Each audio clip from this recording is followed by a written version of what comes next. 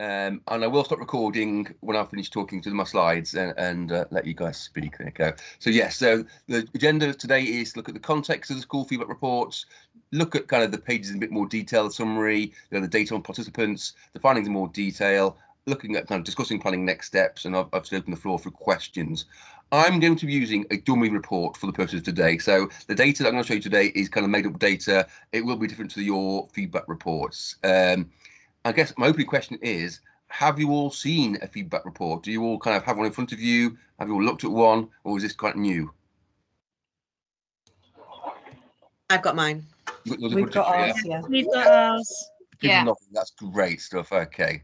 So I'm not talking about something really abstract then. It's really helpful. Okay. Welcome. For people just joining us, we're just about to start. Got the agenda for today's session on the screen here. What I want to talk about now is the context of these feedback reports. So many of your staff surveys were completed during the COVID-19 pandemic, which may or may not have an effect on the results, if you like, staff wellbeing, staff stress, etc., etc.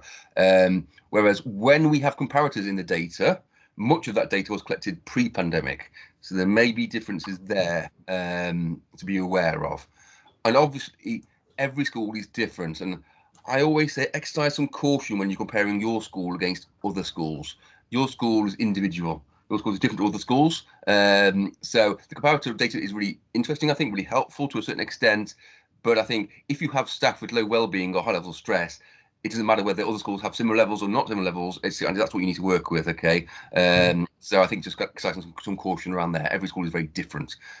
So, yeah. Okay, so hopefully the first thing you see when you open up your feedback report is an overview of results, which, as it says here, it gives you the headlines, and it's a useful summary for sharing with other people. It says here, like stakeholders, like governors, things like that. So in our dummy report here, again, I'll reiterate, this is data just all made up. It's not real data here. It's a dummy report that we kind of have developed for this purpose. It says here that 54% of respondents say they have a knowledgeable of a wide range of mental health issues, and 73% of respondents feel confident to support children that experience difficulties with their mental health and well-being. So I think some very key headlines there. There's no comparator made in this kind of section here, which I think is quite nice, actually. It just gives you kind of the hard facts there.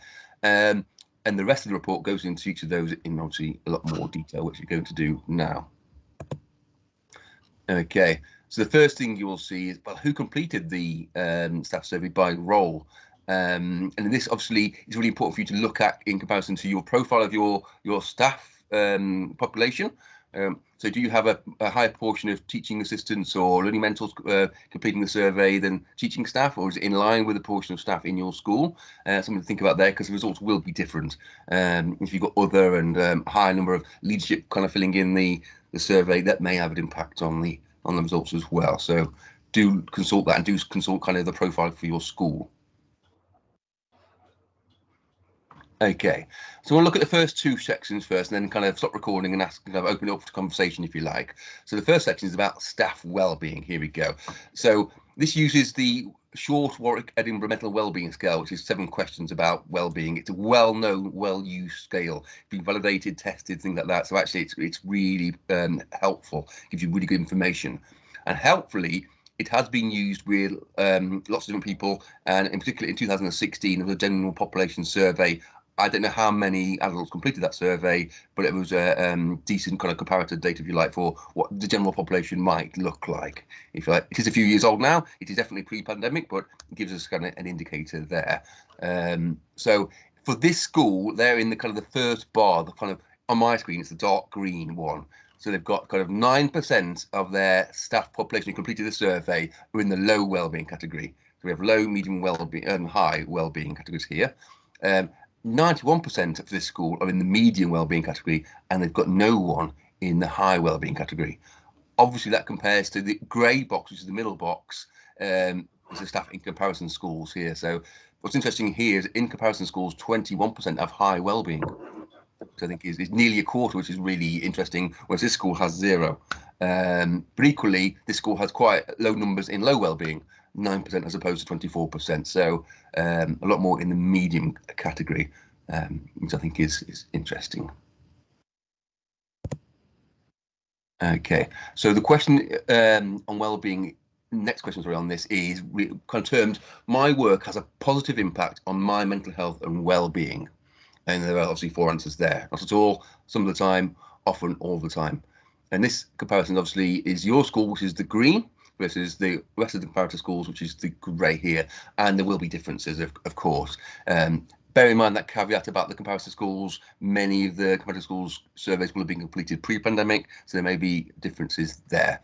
But obviously we can see here, there's definitely differences for this school versus the comparator school. So 21% for the school say not at all.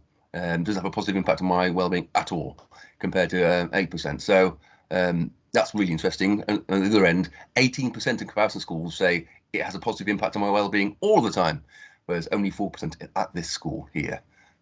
So I think you can kind of pull out what you will from that in a moment. And in fact, I'm going to ask you what you think of that in a moment.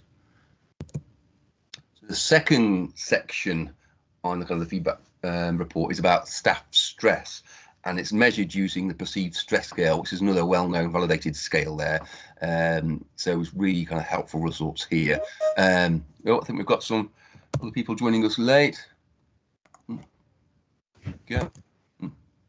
Hi, if you just joined us, we're just starting going through the feedback report here, and we've got to a second section which asks about stress here using the perceived stress scale.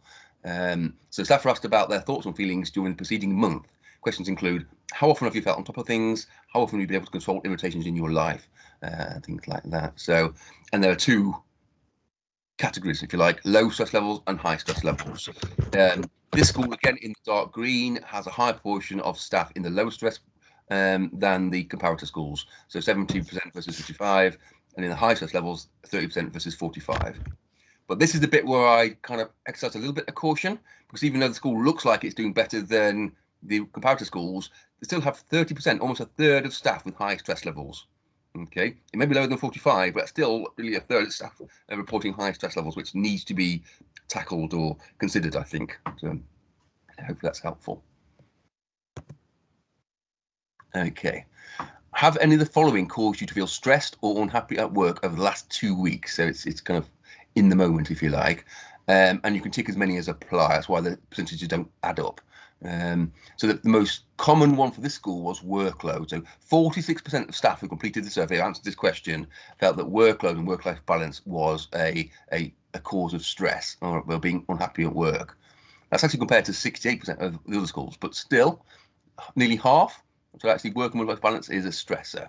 Admin tasks, 33%, so a third felt admin tasks were a cause of stress and making people feel unhappy, compared to a quarter of the other schools, etc., etc. I don't really want to go through every single one there, but I think you can see yourself then.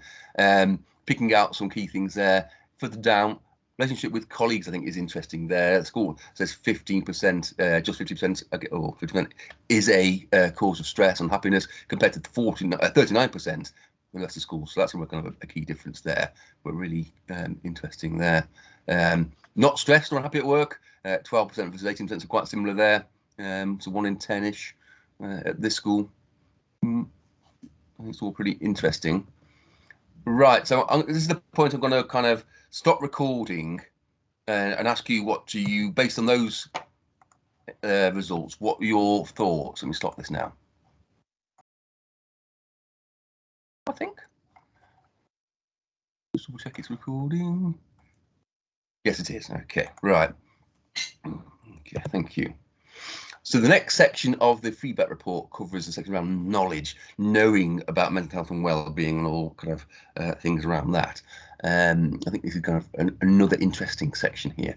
So staff are asked to what extent they agree or disagree with statements about their knowledge of children and people's mental health. So effectively, we're looking at the green 2 boxes versus the red boxes. The grey right at the end is did not answer. Impossible to know why people didn't answer. Maybe they thought it wasn't part of the role or they weren't sure, but we can't predict what that is. So really looking at the greens versus the reds here. And thankfully, we've got more green than reds, which is nice. So I feel equipped to identify signs and symptoms that may be linked to a mental health issue. So we've got sort of 25 plus 44, kind of almost 2/3, I think, of respondents feeling they feel equipped, which is really great. 15% disagree, so 50% of staff don't feel equipped to identify signs and symptoms in this. So there is some work to be done then with the whole staff team, and it may be those particular staff members are in particular roles, or it may be that training or experience plays a part in this, and different staff have different experience, different kind of levels of training, things like that. So that will need exploring. Appropriate support to identify mental health issues in children is available in my school for all classroom teachers. So we've got 12% strongly agreeing with that, 42, so nearly half, so agreeing with it. But we have a quarter who don't agree, and nearly a quarter who didn't respond, actually. So again, that one's probably needs one checking out. We've got varying kind of responses to that. On the whole, positive, but actually, we do want to pay attention to that 25% who are saying actually appropriate support isn't available. I know how to help children with mental health issues access appropriate support. So we've got 68% in the kind of two blues or greens put together. So just over 2/3 are saying actually they do know how to help, which is great. But 19 plus 2, 21%, nearly a quarter saying they don't. As before, I think that needs checking out. Is it particular functions, or is it particular staff members, or what is it? How can we help those that don't feel they can? Got a very different picture there. More knowledge questions. I am knowledgeable about a wide range of mental health issues. So here we've got more of a mixed picture here. Most staff feel that they're knowledgeable in the green there, but we've got some definitely strongly disagree, and 90% disagree. So that would need checking out. I'm aware of risk factors and causes of mental health issues. Similar, but we've got at least 50% plus 13% in the green. So that's positive.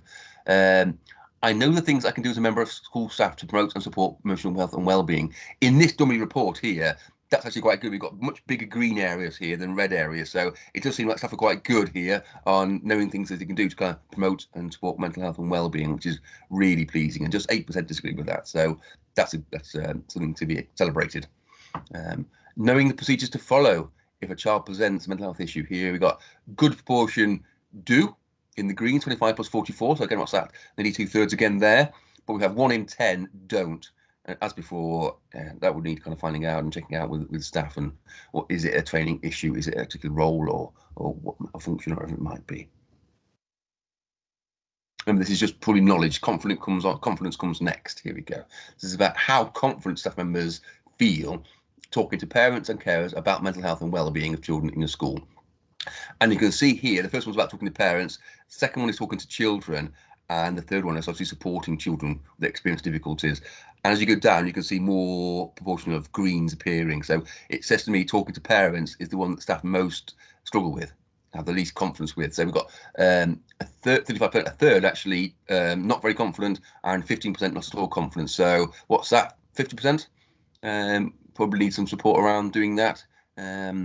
This is interesting. Talking to children seems like it's easy for staff members to do, but still we've got significant numbers of staff members there saying they aren't confident to talk about that.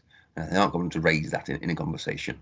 But interestingly, staff feel able to support when a young person has a need, is experiencing difficulty. Most staff are able to support, although we do have 14% are in the red there.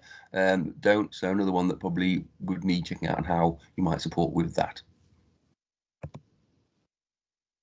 Okay, so staff were asked how often they talk to children, parents, and care for mental health. Again, this dummy report will be different to yours. So we've got some staff daily, weekly, monthly, less than monthly, never. We've got comparison with the other schools, which is the grey box on the right, the grey kind of bars on the right, if you like. So things to pick out there.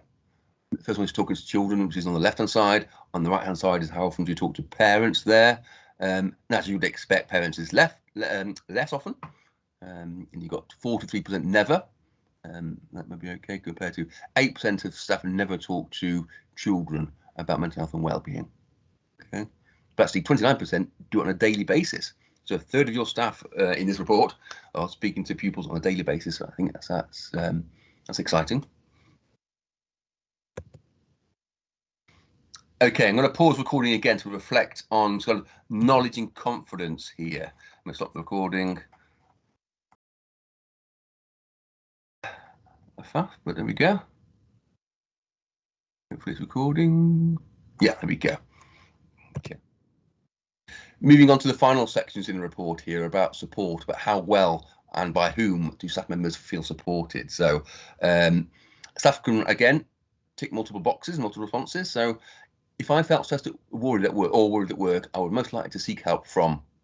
So interesting here, again, in green is the school in question, and grey is the comparator of all of the schools here. So just under half, 43% would speak to a colleague in a role similar to myself, compared to 70% in the other schools. So that's interesting. So just over half wouldn't speak to a colleague. Half would speak to a friend or family member.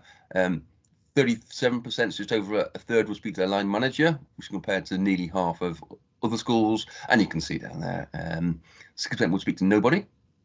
Really interesting. Only 2% would go to a mental health professional. Yeah, and do a bit other. So that's again something maybe to check out with staff members. But I think it's really interesting information there. Okay, so staff were asked about support from their leaders and their managers. If I approach my manager with concerns about my mental well-being, I am confident that I will be well supported.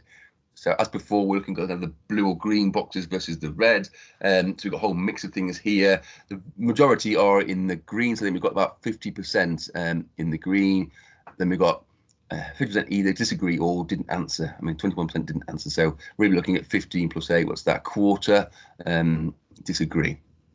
Okay. But again, is that role specific or is it individuals? My senior school leadership team takes active steps to support the mental health of all staff. So over half there kind of agree or strongly agree, which is exciting. But actually 26% disagree or strongly disagree. So a quarter are saying they don't feel that's true. So I wonder what it is. I wonder what the differences are there. So why do some staff reporting that senior leadership are taking it seriously and doing active steps and some don't? Is that communication thing, a knowledge thing? What is that about? So that's something I'd want to ask staff about there in more detail. That's a lot of these questions. Okay, staff asked about which initiatives they felt would improve their well-being, and they again could tick multiple ones here. So I think you've already mentioned this. Someone mentioned it earlier here that obviously reduction in workload comes up top. Of course it does, yes. Only 0.5% were actually saying reduction in workload would help their mental health and their well-being, of course. But only compared to 69% of the rest of schools, actually. So, unfortunately, it's lower. But actually, limiting working hours, 37% compared to 11%. And that might come back to what I mentioned earlier about our staff kind of required to work late in the evenings, at weekends, things like that. So, working hours could be kind of perceived as in different ways, I guess. So that would need checking out. But certainly, over a third are saying actually working hours could be limited. Time off, a third. Better supervision or more supervision, so a quarter would like that compared to half of the comparative data. Well, that's what we got here. Yeah, pre-support, etc., etc. So you can have a look at those. I think they're really, really telling. Okay, I think. Oh, go back there. I'm going to pause it there.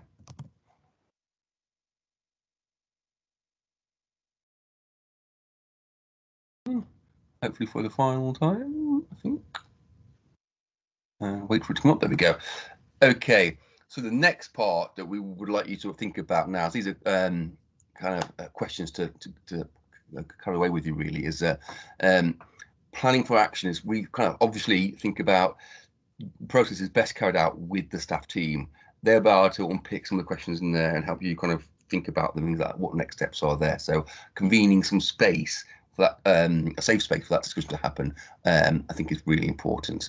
And giving it sufficient time resources reinforces the importance of the process, that we're taking it seriously. You come so far with this feedback report and done the survey, that in itself is saying actually you care, you're interested. But actually, if you carry the next step, actually saying we want to check this out with you and ask you about what next, that really shows you're taking this seriously.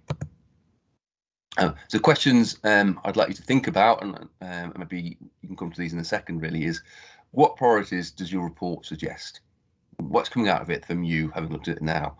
Are there any easy, quick fixes that could be done quite simply, relatively simply, that would help?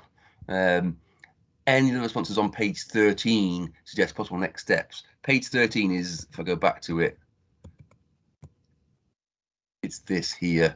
Are there anything here that could immediately be put in action that could kind of guide your next steps? So you think around next steps that you could maybe put to staff there. Okay.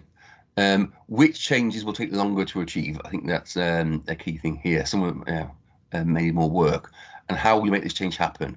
But ultimately, what needs to happen now? And the question is, what will you do now? I'd like to think about that. Let's get some feedback, and I'll stop recording in a second.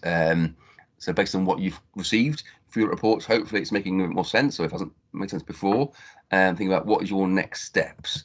But while you're thinking about that, just to highlight, we do have lots of really useful resources here at Anna Freud. And of course, I am biased. I work with Anna Freud here, but routinely we get good feedback on the resources that are available free on the Anna Freud site there. The Schools in My Network is a brilliant section of the website there, and I urge you to register and sign up to that. There is a 5 steps to mental health and wellbeing framework on there, which is the whole school approach to support pupil mental health and staff mental health and well-being, and there's a section there that's about supporting staff. So one of the 5 steps is about supporting staff, and there's loads of things there to think about, ask yourselves. They're really helpful, but do check it out. The whole website full of stuff.